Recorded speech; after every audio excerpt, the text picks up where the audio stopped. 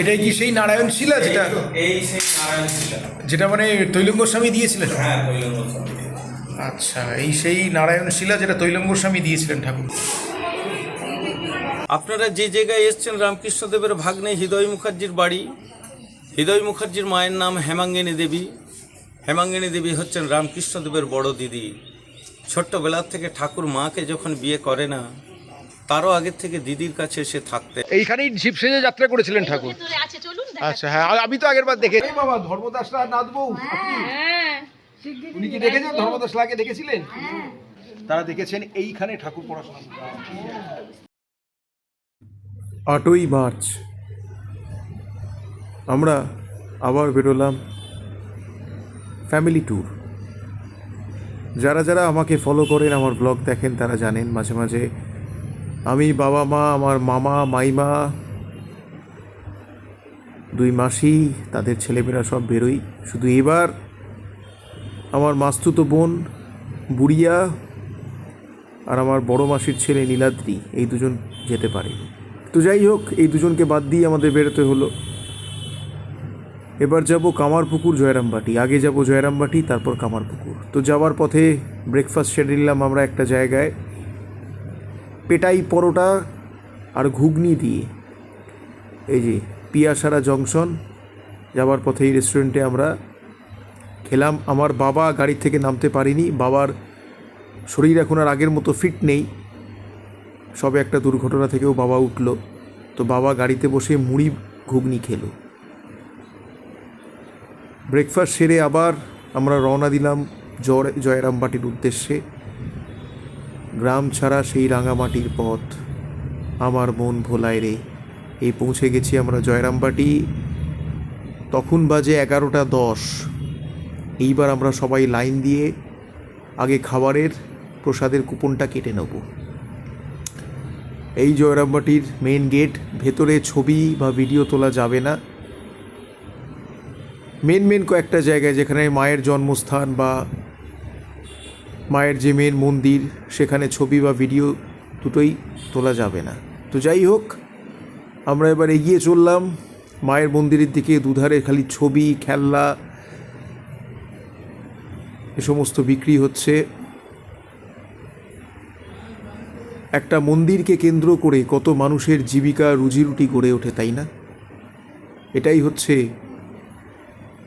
মহাপুরুষের আশীর্বাদ, মহামানবের আশীর্বাদ। এই যে লাল রঙের এই যে শাঁখ যেগুলো, এগুলো আমার বেশ ভালো লাগে। আমি আর কিনলাম না। যাই হোক, আগে আমরা গিয়ে কুপনটা কেটে নিলাম। কুপন কাটার পর আমি একটা জায়গায় বসে মেডিটেশন করছিলাম, বেশ মনটা উদাস হয়ে গেল। আমার ভাই বুম্বা, যে আমার পার্মানেন্ট ডিওপি, হঠাৎ মোবাইলটাকে সাইডে রেখেছিলাম, মোবাইলটা নিয়েই ভিডিওটা করে নিল। আমি বুঝতেও পারিনি। যাই হোক, পুকুর পাড়ে বসে তখন সবাই মিলে বসে একটু গল্প গুজব করছি, আনন্দ উল্লাস করছি। আমরা মোট 11 জন ছিলাম। মাথা পিছু 70 টাকা দিয়ে 11টা টিকিট আমরা কাটলাম। 11:30 পর্যন্ত কুপন দেয়। এই যে আমার বাবার এখন হাঁটার খুব অসুবিধা। বাবা একটা জায়গায় বসেছিল। আমরা সবাই মূল মন্দিরে মাকে দর্শন করে এবার প্রসাদ গ্রহণ করতে যাব, লাইন দেব। বাবাকে নিয়ে যাচ্ছি আমি। এই যে প্রসাদের লাইন পড়ে গেছে। বাবা একটা সাইডে বসেছিল, বাবাকে সাইডে বসিয়ে আমরা লাইনে দাঁড়ালাম।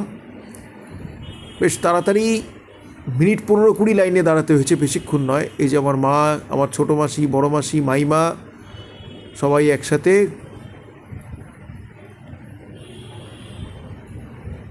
বেশ ভালোই প্রসাদ বিতরণ হলো, বেশ ভালোই প্রসাদ খেলাম। এই যে প্রসাদের কুপন, 11:30 অবধি লাস্ট কুপন দেওয়া হয়। এইবার ভেতরে যাব, ভেতরে আবার ভিডিও করা অ্যালাউ নয়। তো যাই হোক, মোবাইলটাকে অফ করে বেশ ভালোই খেলাম আমরা। এই যে এখানে সমস্ত খাবারের থালাগুলো সবাই ফেলছে, বেরিয়ে হাতটা ধুয়ে নিলাম। কিন্তু কি খেলাম আসুন সেটা আমার মামার কাছ থেকে জানা যাক। ভাত, ডাল, সোয়াবিন আলুর তরকারি, আর একটা আলু টমেটোর তরকারি, বাঁধাকপির তরকারি, চাটনি, পায়েস। কেমন লাগলো খেয়ে? ভালো খাবার কোয়ালিটি ভালো। খাওয়া সেরে এইবার তাদের কুলদেবতার মন্দিরে বাইরে থেকে প্রণাম করে আমরা এবার রওনা দেব কামারপুকুরের উদ্দেশ্যে। কিন্তু তার আগে আমরা টোটো করে একটু সাইট সিন সেরে নেব। বেরিয়ে এবার একটা সামনে দোকান দেখলাম, একটা বড় শপ, সেখান থেকে আমার বড় মাসি কয়েকটা পেন কিনে নিল। কি সুন্দর, দুর্দান্ত! এই পেনগুলো আমরা গিফট করব আমাদের যারা যারা প্রিয়জন আছেন। এই যে টুকটাক করে কিছু জিনিস কিনে নিয়ে, দু একটা ছবি টবি কিনে নিয়ে, বেশি কিছু কিনলাম না, কারণ টোটো করে আমাদের একটু সাইট সিনে বেরোতে হবে। তাই তার আগে ঠিক উল্টো দিকেই মা সিংহবাহিনীর মন্দির আমরা একবার দর্শন করতে চলে এলাম। মা সিংহবাহিনীর মন্দির বেশ জাগ্রত মন্দির। এই যে আপনারা স্ক্রিনশট নিয়ে নিতে পারেন, মন ভরে মাকে প্রণাম করে নিন। খুব জাগ্রত মা। আমরা খানিকক্ষণ ওখানে বসে মন্দিরের চাতালে একটু বিশ্রাম নিয়ে নিলাম, কারণ প্রসাদ এত ভালো ছিল যে খাওয়ার পর একটু স্বাভাবিকভাবে ভাত খাওয়ার পর, ভাত খেয়ে ওঠার পর একটু তো তন্দ্রা আসে। তো এখানে বসেই আমরা একটু বিশ্রাম নিয়ে নিলাম মন্দির প্রাঙ্গণে বসেই। যে এবার আমরা বেরিয়ে দুটো টোটো ভাড়া করলাম, 250 টাকা করে নিল। আমার বড় মাসি সবাইকে একটু কুলপি আইসক্রিম খাওয়াচ্ছে, তো টোটোয় বসে আইসক্রিম খেতে খেতে আমরা রওনা দেবো। শুধু আমার মেসো আর বাবা গাড়িতেই বসে রইল। হেমাঙ্গিনী দেবী ছিলেন ঠাকুরের বড় দিদি। আচ্ছা আর হৃদয় হচ্ছে হেমাঙ্গিনী দেবীর ছেলে। আচ্ছা ঠাকুর যখন দিদি বাড়ি যেতেন, অর্থাৎ হেমাঙ্গিনী মানে হেমাঙ্গিনী দেবীর বাড়ি মানে ভাগ্নের বাড়ি, হ্যাঁ, হ্যাঁ। তখন এখানে পুজো পাঠ করে বিশ্রাম করে রেস্ট নিয়ে তারপরে সকালে এলে বিকালে বেরোতেন। এই কালী মন্দিরে, হ্যাঁ, এটা কল্যাণেশ্বরী কালী মন্দির। কল্যাণেশ্বরী কালী মন্দির। গিয়ে হাঁটা এই মন্দিরে ঠাকুর শ্রীরামকৃষ্ণদেব পুজো দিতেন। মা কল্যাণেশ্বরী কালী মন্দির। আমরা এই মন্দিরে প্রণাম করে তারপর আবার আমরা রওনা দিলাম শিহর গ্রামে, যেখানে ঠাকুরের বড় দিদি হেমাঙ্গিনী দেবীর বাড়ি। ঠাকুর আর হৃদয় যেখানে একসঙ্গেই থাকতেন। ঠাকুরের দিদির বাড়ি কোনটা? এই তো দিদির বাড়ি, দিদির বাড়ি এইটা? হৃদয়ের বাড়ি একটাই তো। আচ্ছা, দিদির বাড়ি হৃদয়ের বাড়ি এইটা। আচ্ছা, আর এই মন্দিরটা কিসের? এটা দুর্গা মন্দির। এখানে ঠাকুর 2 বছর পুজো করে গেছেন রামকৃষ্ণদেব, তারপরে দক্ষিণেশ্বরে চলে যায়। দক্ষিণেশ্বর যখন গেলেন তখন এই সেই দুর্গা মন্দির যেখানে ঠাকুর দুর্গা পূজা করতেন। প্রথম কথা হচ্ছে, আপনারা যে জায়গায় এসছেন রামকৃষ্ণদেবের ভাগ্নে হৃদয় মুখার্জির বাড়ি। হৃদয় মুখার্জির মায়ের নাম হেমাঙ্গিনী দেবী। হেমাঙ্গিনী দেবী হচ্ছেন রামকৃষ্ণদেবের বড় দিদি। ছোট্টবেলার থেকে ঠাকুর মাকে যখন বিয়ে করে না, তারও আগের থেকে দিদির কাছে এসে থাকতেন। দিদি ছিলেন ঠাকুরের কাছে মায়ের মতো। ভগবান রামকৃষ্ণদেবকে ছোট্টবেলার থেকে লালন পালন করে কিছুটা হলেও বড় করে তুলেছিলেন এই হেমাঙ্গিনী দেবী এই বাড়ি থেকেই। বড়বেলায় আপনারা সকলে জানেন, ভগবান রামকৃষ্ণদেব হৃদয় মুখার্জি থাকতেন দক্ষিণেশ্বরে।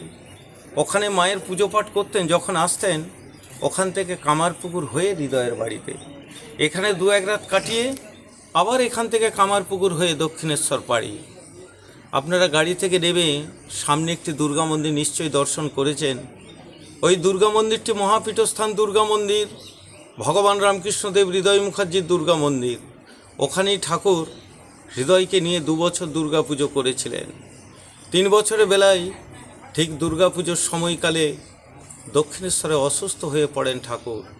তার সেবাকাজ জ্বালাতেন হৃদয় মুখার্জি এবং মা ভবতারিণী মায়েরও সেবাকাজ জ্বালাতেন হৃদয় মুখার্জি। হৃদয়কে অনেক বুঝিয়ে ঠাকুর 3য় বছর পুজোর জন্য পাঠিয়েছিলেন।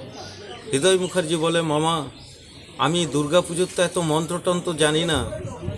ঠাকুর মাথায় পিঠে হাত বুলিয়ে রাত্রেবেলা বুঝোচ্ছে, হৃদু বাবা তুই যতটুকু মায়ের মন্ত্রতন্ত্র আছে সেইটুকুই মায়ের কাছে নিবেদন করিস না, আর মায়ের পায়ে ফুল বেলপাতা নিবেদন করার সময় অন্তত 2 ফোঁটা চোখের জল ফেলিস, তাহলেই তো তোর দুর্গা পুজো হয়েছে। হৃদয় মুখার্জি তখন বলে, মামা পুজোটা হয়েছে বলে আমি জানবো কি করে? ঠাকুর আবার বুঝোচ্ছেন, হৃদু তুই চিন্তা করিস না, আমি এখানে পড়ে থাকলেও আমার আত্মা তোর সাথে যাবে, তুই আমাকে দেখতে পাবি দুর্গা পুজোর সময়। হৃদয় মুখার্জি মামার কথা মতো নিজের বাড়িতে ফিরে আসেন। ওই মন্দিরে ষষ্ঠী সপ্তমী ঘট তুলে ঘট স্থাপন করে শুরু করেন দুর্গা পুজো। অষ্টমীতে ব্যাকুল হয়ে কাঁদছেন হৃদয় মুখার্জি, মামার দেখা পাই না বলে। অষ্টমীর সন্ধি পূজায় যখন সন্ধির আরতি তুলেছেন হৃদয় মুখার্জি চোখের জল ফেলতে ফেলতে, তখন দেখছেন ঠাকুর ধুতি পরে খালি গায়ে গলায় কাপড় জড়িয়ে ওই মন্দিরে ঢুকে দাঁড়িয়ে আছেন। হৃদয়কে বলছে, ও হৃদু, আমি এসেছি তোর কাছে। এই হলো ওনাদের দুর্গাপুজো করার ইতিহাস। এখন আপনারা যে মন্দিরটি দাঁড়িয়ে দর্শন করছেন, ভগবান রামকৃষ্ণদেব হৃদয় মুখার্জির নারায়ণ মন্দির। দক্ষিণেশ্বর থেকে কাশীধামে গিয়েছিলেন ঠাকুর এবং হৃদয় তৈলঙ্গ স্বামীর সঙ্গে দেখা করতে। তৈলঙ্গ স্বামী একটি নিজে হাতে শালগ্রাম শিলা ভগবান রামকৃষ্ণদেবের হাতে তুলে দেন, যেটিকে আমরা নারায়ণ বলে থাকি। ওই শালগ্রাম শিলাটি ঠাকুর নিয়ে এসে হৃদয়ের বাড়িতে প্রতিষ্ঠা করেন, নাম দিয়েছিলেন শ্রীধর নারায়ণ। উনি এই মন্দিরে সিংহাসনে আছেন, দর্শন করবেন আপনারা। এই বাঁদিকে বাড়িটি তাকিয়ে দেখুন, সদ্য যা গ্রিল দেওয়া হয়েছে, বাড়িটির বয়স প্রায় 200 বছর। ওইটি ছিল রামকৃষ্ণদেবের ভাগ্নে হৃদয় মুখার্জির আদি বাড়ি। ওনারা দক্ষিণেশ্বর থেকে এসে থাকতেন ঠাকুর এবং হৃদয়। হৃদয়ের মা হেমাঙ্গিনী দেবী থাকতেন তো ওখানেই। আর হৃদয় মুখার্জি হচ্ছেন আমার নিজের বড় দাদু হন। আমি এই বংশেরই ছেলে, এই বংশের চতুর্থ পুরুষ, 4th জেনারেশন, অর্থাৎ হৃদয়ের নাতির ছেলে আমি। সকলে ভালো থাকবেন, আসবেন। আপনার নামটা একবার বলবেন। আমার নাম দেবদুলাল মুখার্জি। আমি হচ্ছি হৃদয় মুখার্জির নাতির ছেলে। আমার বাবার নাম বিশ্বনাথ মুখার্জি। আচ্ছা, আমি একটা জিনিস দেখেছিলাম ইউটিউবে, যে ঠাকুরের মানে নিজের হাতের হ্যান্ডরাইটিং লেখা একটি পুঁথি আপনার কাছে, মানে এটা কি এখনো? ওই পুঁথিটা, ওইটা হচ্ছে হৃদয়কে লিখে দিয়েছিলেন ঠাকুর চালচুন ও কালিতে, ভূজ্যপত্র অর্থাৎ আমাদের কলাপাতা। ওইটি অনেক যত্ন করে ঠাকুর লিখেছিলেন। এখন ওইটি আমরা দেখাই না, বেলুড় মঠের সাধুরাও এলে ওইটি দেখাই না, মানে জলীয় বাষ্প ঢুকে যাচ্ছে, বাষ্পটা খুললেই জলীয় বাষ্প ঢুকে যাচ্ছে। সেই জন্য এখন একটু ক্লোজ করে আছে, উপরে কথাবার্তা চলছে। যদি সংরক্ষণ করতে পারা যায় তখন আবার দেখানো হবে। হ্যাঁ, ভালো থাকবে আপনারা একটু। এই সেই নারায়ণ শিলা, যেটা মানে তৈলঙ্গ স্বামী দিয়েছিলেন? হ্যাঁ, তৈলঙ্গ স্বামী। আচ্ছা, এই সেই নারায়ণ শিলা যেটা তৈলঙ্গ স্বামী দিয়েছিলেন ঠাকুরকে। হ্যাঁ, এক মিনিট দাঁড়ো। এটাই ছিল হৃদয়রামের বাড়ি। এই যে মন্দিরটা আপনারা দেখছেন, এই মন্দিরে সেই শালগ্রাম শিলা রাখা আছে, যেটা স্বয়ং তৈলঙ্গ স্বামী ঠাকুর শ্রীরামকৃষ্ণদেবকে দিয়েছিলেন, সেই শালগ্রাম শিলা। আর পাশের এই যে টিনের বাড়িটা আপনারা যেটা দেখছেন, এইখানে এই যে বাড়িটাতে ঠাকুর আর হৃদয় দুজনে একসঙ্গে থাকতেন। এবার দেখিয়ে দে বাড়িটা।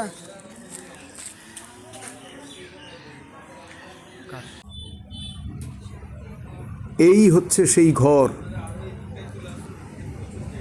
ঠাকুর যখনই তার দিদি হেমাঙ্গিনী দেবীর বাড়িতে আসতেন, এই ঘরেই থাকতেন ঠাকুর আর হৃদে। এই হচ্ছে সেই খাট যেখানে ঠাকুর শ্রীরামকৃষ্ণদেব বিশ্রাম নিতেন। আমি খানিকক্ষণ ভিডিও করলাম, ব্লগ করলাম, তারপর অবাক হয়ে দু চোখ ভরে তাকিয়ে দেখলাম এই ভদ্রলোক বেশ মাটির মানুষ। খুব সহজভাবে তিনি আমাদের প্রশ্নের উত্তর দিলেন। তারপর আমরা তাকে প্রণাম করে, এই দুর্গা মন্দিরে প্রণাম করে আবার আমরা এগিয়ে চললাম আমাদের গন্তব্যের দিকে। থেমে থাকলে তো চলবে না, তবে আমার ইচ্ছা আছে ভবিষ্যতে আবার এসে যদি তার নাতির সাথে সাক্ষাৎ করা যায় তাহলে তারও ইন্টারভিউ নেবার। মন কিছুতেই আর ভরে না। আবারও আমরা এগিয়ে চললাম টোটো করে।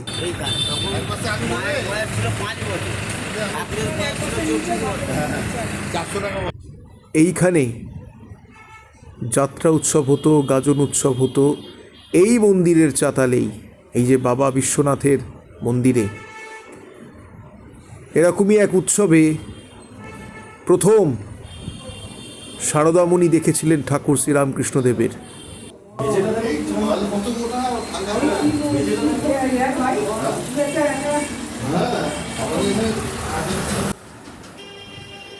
মায়ের এক আত্মীয়া তাকে কোলে নিয়ে জিজ্ঞাসা করেছিলেন কাকে বিয়ে করবি। তিনি ঠাকুরকে ইঙ্গিত করে দেখিয়েছিলেন যে ওকে বিয়ে করব।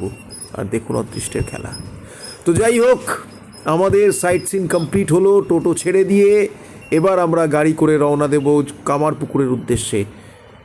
এই যে কামারপুকুর পৌঁছে গেছি, লাহাবাজার। এই হচ্ছে সেই মিষ্টির দোকান যেখান থেকে আমি কিনবো সাদা বোঁদে।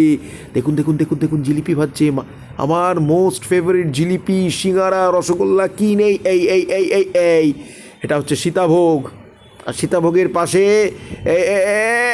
এই সাদা বোঁদে 140 টাকা করে কেজি।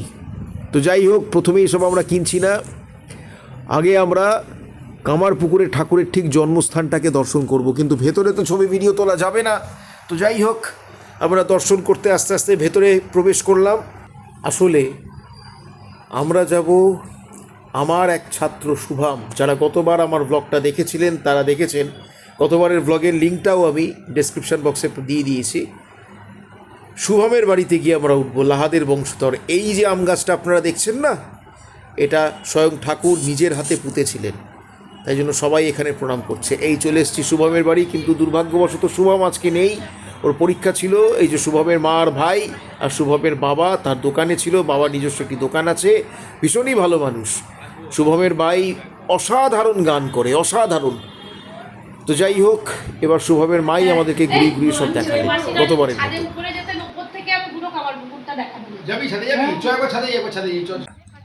দিদি আমাদেরকে ঘুরিয়ে ঘুরিয়ে সব দেখালেন। এই যে এইটা যেটা আপনারা দেখছেন, এইটা হচ্ছে ঠাকুরের পাঠশালা। আমার গতবারের ব্লগে সব ডিটেলে দেওয়া আছে, আমি লিঙ্ক দিয়ে দিয়েছি ডেসক্রিপশন বক্সে, অবশ্যই আপনারা দেখবেন। এইবার অতটা ডিটেলে আমি সব কিছু ক্যাপচার করতে পারিনি, যেহেতু সঙ্গে আরও অনেক মানুষ ছিলেন। তো যাই হোক, অল্প সময়ের মধ্যেও যতটা সম্ভব আমি ক্যাপচার করেছি, আমার ব্লগে রাখার চেষ্টা করেছি। দিদি খুব যত্ন সহকারে প্রথমে ছাদ থেকে, তারপর আমাদের সাথে বেরিয়ে আমার খালি পায়ে হেঁটে সব দেখালেন। আজকের সময়ও যে এত সহজ সরল সৎ মানুষ থাকতে পারে, এটা শুভমের মাকে না দেখলে মানে বিশ্বাস করা খুব কঠিন হয়ে যায়। তো যাই হোক, এইবার ছাদ থেকে নেমে আমরা একে একে দিদি আমাদেরকে আশপাশটা ঘোরালেন, খালি পায়ে হেঁটে হেঁটে আমাদেরকে পুরো কামারপুকুরের কাছে পিঠে যা কিছু আছে সব দেখালেন। এই হচ্ছে শ্রীরামকৃষ্ণদেবের স্মৃতি বিজড়িত কালী মন্দির। এইখান থেকেই, এই মন্দির থেকেই ঠাকুরের কালী পুজোর সূচনা হয়। এই যে মায়ের মন্দির, মাকে দু চোখ ভরে দর্শন করে প্রণাম করে আবার আমরা এগিয়ে চললাম। এইবার চলে এসেছি ধনী কামারিনীর মন্দির। ইনি হচ্ছেন ঠাকুরের ধাইমা এবং ঠাকুরের ভিক্ষে মা। এই যে কাস্ট সিস্টেম, কাস্ট প্রথা বহু শত বছর আগেই ঠাকুর শ্রীরামকৃষ্ণদেব ভেঙে চুরমার করে দিয়েছিলেন, ধনী কামারিনীর হাত থেকে ভিক্ষা গ্রহণ করে। এইবার হচ্ছে মহানন্দ লাহার কালীবাড়ি, লাহাদেরই একজন বংশধর, তিনি এই কালীবাড়ি নির্মাণ করেছিলেন। দেখুন আপনারা, চারিদিকে শুধু মন্দির মন্দির আর দর্শনীয় স্থান। এমনি এমনি তো ভগবান এই জায়গাটাকে নির্বাচন করেনি তার জন্মস্থান হিসেবে। অবতার বরিষ্ঠায়, স্বয়ং ভগবান অবতীর্ণ হয়েছিলেন এই স্থানেই। এই হচ্ছে সেই স্থান। সবাই কি তো আর এমনি পালন যায় পেটটা চলবে। হ্যাঁ, এই মন্দির সম্পর্কে কিছু বলবেন ঠাকুর মশাই? এখানে বাবা অন্য কিছু নয়, এটা এখানেতে ওই যে ধনী কামানির মন্দির আছে, হ্যাঁ, ওই মন্দিরের প্রতিষ্ঠাতা রাধাচরণ দাস, ওনারই এটা ঠাকুর বাড়ি। এই মন্দিরটা হয়েছে আমার 1991 সালের ফেব্রুয়ারি মাসে। 1991 সালে, 35 বছর। তার আগে এখানে একটা চালা ছিল। আচ্ছা, আমি আজকে এখানে 40 বছর পুজো করছি, মানে সেই চালা থেকে পুজো করছি। আর কিছু এখানে বলার কিছু নেই।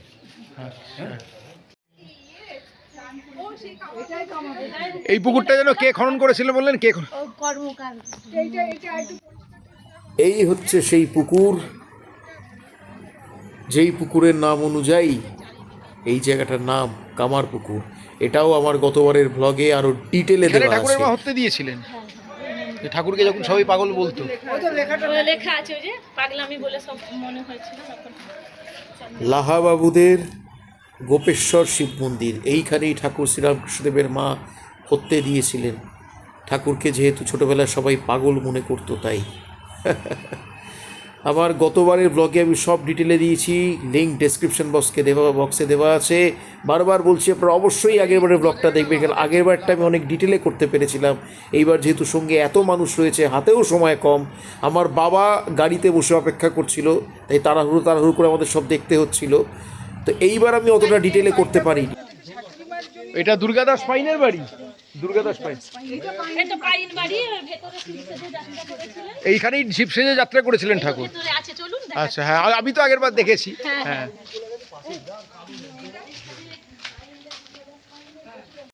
হ্যাঁ, গদাই গদাই করে অমনি কাপড়টাকে খুলে দাদা আমি কাপড়টাকে খুলে ছুটে এসে বলছি দাদা আমি আসছি। তাহলে দুর্গাদাস এই দুর্গাদাস পাইনের বাড়িতে ঠাকুর শিবসেজে যাত্রা করেছিলেন এবং যাত্রাকালীন অভিনয় করতে গিয়ে সমাধিস্থ হয়ে পড়েছিলেন। দুর্গাদাস পাইন কোনো পুরুষকে ভেতরে প্রবেশ করতে দিতেন না। ঠাকুর মেয়ে সেজে এখানে যাত্রা করেছিলেন এবং তার অহংকার চূর্ণ করেছিলেন। এই যে 10-11 বছর বয়সে ঠাকুর এখানে যাত্রা করতে গিয়ে সমাধিস্থ হয়েছিলেন। যাই এবার সেই মঞ্চটাকে আবার প্রণাম করার জন্য আমি এগিয়ে চললাম। গতবারও ছিল, আমার ডেসক্রিপশন বক্সে লিঙ্ক দেওয়া আছে, অবশ্যই দেখবেন। কিন্তু আপনারা বারবার আমি মনে করিয়ে দিচ্ছি কথাটা। এই যে এইখানে শিবসেজে সমাধিস্থ হয়েছিলেন ঠাকুর। এই যে এইটাই সেই প্ল্যাটফর্মটা, এটাই সেই নাট মন্দির, এইটাই সেই নাট মন্দির যেখানে সমাধিস্থ হয়েছিলেন ঠাকুর। হ্যাঁ, এখানে যাত্রা যাত্রাকালে ঠাকুর এইখানে।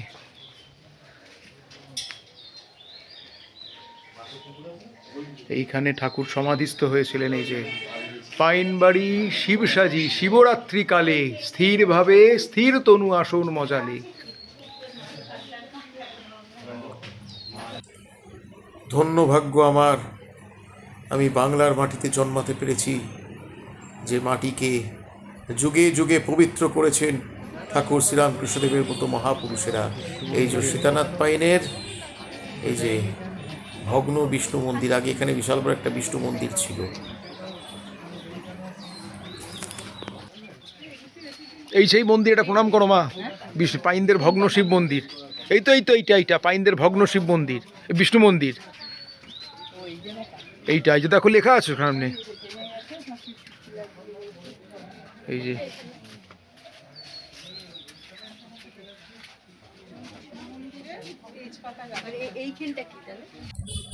এই সেই জায়গা যেখানে গতবার আমরা প্রসাদ গ্রহণ করেছিলাম। এটা হচ্ছে লাহাদের বিষ্ণু মন্দির। এই যে লাহা বাড়ি, ধর্মদাস লাহা, যিনি ঠাকুর শ্রীরামকৃষ্ণদেবের বাবাকেই কামারপুকুরে আশ্রয় দিয়েছিলেন, ওই মিথ্যে সাক্ষ্য দিতে অস্বীকার করার কারণে 1.5 গ্রাম থেকে তাদেরকে তাড়িয়ে দেওয়া হয়েছিল। তখন এই ধর্মদাস লাহাই তাকে আশ্রয় দিয়েছিলেন কামারপুকুরে। এই যে সেই বিষ্ণু মন্দির, সেই নারায়ণশিলা। আমরা এবার সেই লাহাদের বিষ্ণু মন্দিরে এসে উপস্থিত হয়েছি। মানে এটারও আন্ডারগ্রাউন্ড আছে। আন্ডারগ্রাউন্ড আছে, এই মন্দিরেরই বাঁ দিক দিয়ে রাস্তা আছে আন্ডারগ্রাউন্ডে যাওয়ার, আর ডান দিক দিয়ে তিনতলায় ঠাকুরের শয়ন কক্ষ আছে। আন্ডারগ্রাউন্ড না জমিদারদের তখন পুরো পরিবারের মধ্যে সব থেকে বয়স্ক লাহাবাড়ির মধ্যে সব থেকে মানে বয়স্ক লাহা পরিবার। আরে বাবা, ধর্মদাসরা নাথ বউ, হ্যাঁ উনি কি দেখেছেন? ধর্মদাস লাহাকে দেখেছিলেন? উনি দেখেননি। আচ্ছা, ধর্মদাস 98 বছর বয়স। এই যে এটাই, হ্যাঁ হাঁটতে পারে, এইখানটা টুকটুক করে হেঁটে হেঁটে যায় পুরো ভোর। এই যে শ্রী ধর্মদাস লাহা, এই হচ্ছে তার মূর্তি, তার বিষ্ণু মন্দিরের পাশেই। এই মানুষটাই আশ্রয় দিয়েছিলেন ঠাকুরের বাবাকে। এই হচ্ছে সেই পাঠশালা, আর এই হচ্ছে সেই দুর্গা মন্দির। গতবার এই দুর্গা পুজোতে আমরা এসেছিলাম 3 বছর আগে, লিংক ডেসক্রিপশন বক্সে দেওয়া আছে। এই হচ্ছে সেই জায়গা যেখানে স্বয়ং ভগবান জ্ঞান অর্জন করেছিলেন। গত বছর যারা আমার ব্লগ দেখেছিলেন গতবার, তারা দেখেছেন এইখানে ঠাকুর পড়াশোনা করতেন। আর ওই হচ্ছে সেই মন্দির, যে মন্দিরে দুর্গা ঠাকুরের চক্ষুদান ঠাকুর নিজে করিয়েছিলেন। একবার দেখিয়ে দে, একবার দেখিয়ে দে, একবার দেখিয়ে দে ভালোভাবে মন্দিরটা। এই যে এই মা দুর্গার চক্ষুদান ঠাকুর নিজে করেছিলেন। এই সেই দুর্গা মা কামারপুকুরের, যার চোখ ঠাকুর নিজে এঁকেছিলেন, ঠাকুর শ্রীরামকৃষ্ণদেব। এই যে শৈশবে গদাধর এই দুর্গা প্রতিমা স্বইচ্ছায় চক্ষুদান করেন। মানে স্বপ্নাদেশ প্রাপ্ত মূর্তি এটা, হ্যাঁ, যার সেই- চক্ষুদার ঠাকুর স্বয়ং করেছিলেন। একবার কিছুতেই আর মূর্তি মানে চোখটা আঁকতে পারছে না। আমরা না জানিয়ে প্রায় এক প্রকার এতজন মিলে চলে এসেছিলাম। দিদি খুব সুন্দরভাবে আমাদেরকে আপ্যায়ন করলেন, বোঁদে খাওয়ালেন আর সারা কামারপুকুর ঘুরিয়ে দেখালেন। দিদি অনেক অনেক ধন্যবাদ আপনাকে। এবার আপনারা আমার বাড়িতে আসবেন, আপনার নিমন্ত্রণ আপনাকে করে গেলাম সবাইকে, শুভমকে নিয়ে। খুব ভালো লাগলো দিদি। আপনারাও এলেন যে আমাদের বাড়ি গেলেন, আমরা খুব খুশি হয়েছি। এবার তাহলে আমরা বিদায় নিচ্ছি, আবার দেখা হবে। পুজোতে খুব ইচ্ছা আছে আসার, আপনারা অবশ্যই আসবেন। শুভম কি সময় আসবেন একটু আগে করে বাইরের কাঠামোটা এখানে শুভমের বাবার দোকান থেকে কয়েকটা জিনিস কিনে এইবার আমরা একটু জিলিপি আর বোঁদে নেব। শুভমের বাবার ভিডিওটা আমরা তাড়াহুড়োর চোটে করতে পারিনি। এই যে সাদা বোঁদে, বিখ্যাত সাদা বোঁদে 140 টাকা করে কেজি। সামান্য কিছু সাদা বোঁদে, অল্প একটু জিলিপি নিয়ে আমরা গাড়িতে উঠলাম। মন প্রাণ ভরে গেল শুভমের বাবা মায়ের এই আপ্যায়নে। যাক, এবারের মতো আমরা বিদায় নেব। ভালো থাকবেন সবাই, সাবস্ক্রাইব করুন আমার চ্যানেল।